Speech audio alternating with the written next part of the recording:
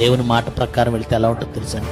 నిజంగా ఈరోజు ప్రపంచాన్ని ఒక్కసారి ఆలోచించండి. ఎక్కడ చూసిన రోగాలు, ఎక్కడ చూసిన యుద్ధాలు, ఎక్కడ చూసిన కరువులు, ఎక్కడ చూసిన ప్రకృతి విపత్తులు.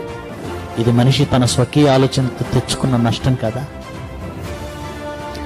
ఆ రోజు నిజంగా ఆదాము అవ్వలు దేవుని మాట విని ఆ పండు తినకుండా ఉండుంటే ప్రపంచం మరోలా ఉండేదండి. ఎంత బాగుండేదండి. ఒక తండ్రి అనుభవజ్ఞుడై తన ఆలోచనలతో ఈ కుటుంబాన్ని నడిపితే ఎంత బాగుంటుందో.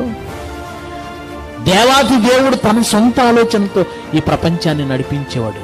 కానీ మనిషి తన స్వకీయ ఆలోచనతో దేవుణ్ణి వద్దనుకొని ప్రపంచాన్ని నాశనం చేసుకున్నాడు.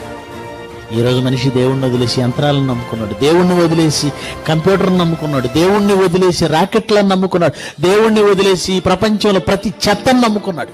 నీ స్వకీయ ఆలోచన ఏం చేసింది? నిన్ను కూల్చేసింది. నీ స్వకీయ ఆలోచన నిన్ను